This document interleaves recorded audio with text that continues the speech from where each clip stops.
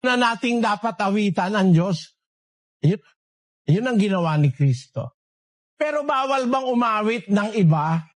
Masama ka bang umawit? Halimbawa, meron ka minamahal. Pilipino ka. Magpapahayag ka, di mo maipahayag. Kumuha ka ng gitara, tapatan mo bintana at saka ka umawit. Si Solomon, nagharana rin. Basahin natin ang awit ni Solomon. Inawitan niya ba yung kanyang minamahal? Umawit siya ng awit para sa Diyos.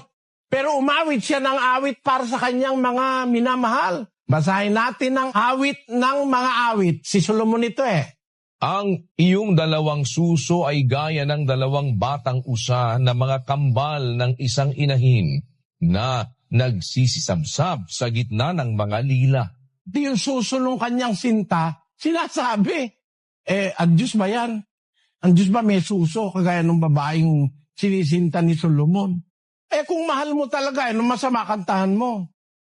Sa demonyo na ba yun? Mahal mo lang naman talaga yung babae. Pinagtitibay mo nga yung pag-ibig yung dalawa dahil yun ang gusto ng Diyos na magmamahalang kayo hanggang sa kamatayan, until death do you part. Kakanta ka ng ayon sa kalooban ng Diyos na mahal mo yung asawa mo, wala ka ng iba. Sa demonyo ba yun? Nangangako ka lang na mamahalin mo yung asawa mo hanggang matanda na kayo. Siya lang ang mahal mo, wala nang iba. Masama ba yun? Hindi nga masama yun Tama nga yun Kinantahan mo ba naman yung nanay mo? Sa demonyo ka na. Kinantahan mo yung tatay mo. Paano naging sa demonyo kinantahan mo yung tatay mo? O kaya kumanta ka ng isang kanta ng pagiging tapat sa asawa o sa kasintahan. Kahit na yan, ginawa ng kahit sino pa, hindi naman mali ang sinasabi. Naman masama kung sabihin mo, ako ay Pilipino. Ako ay Pilipino. Taas noo kahit kanino.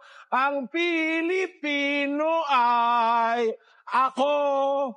Pero masamang kantahin mo yan. Sa demonyo ba yun?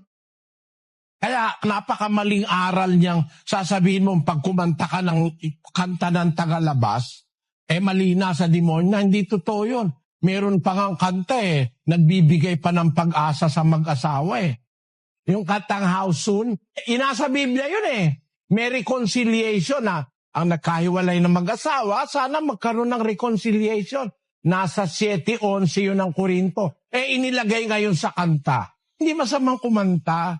Lalo na kung ang kakantahin mo, hindi naman kanta ng pagtataksil. Hindi naman kanta ng kawalangyaan, kagaya nung ginagawa ng iba. Ang kanta mahahalay na kanta. Pero kung ang kanta ng pagmamahal, pagmamahal sa magulang, pagmamahal sa anak, lalabay, pagmamahal sa kasintahan, pagmamahal sa asawa. Merong kanta nagtuturo ng maganda kahit na yan ay hindi kanta sa iglesia at hindi kanta sa Diyos. May mga kantang nagtuturo ng katapatan, nagtuturo ng paggalang sa magulang. May kanta na nagtuturo ng pagmamahal sa asawa, anak, kamag-anak, kapatid, pati sa bansa. Ang payo ko lang sa iyo, kapatid, huwag kang kakanta ng mga kantang antikristo. Yung mga kantang may blasphemy.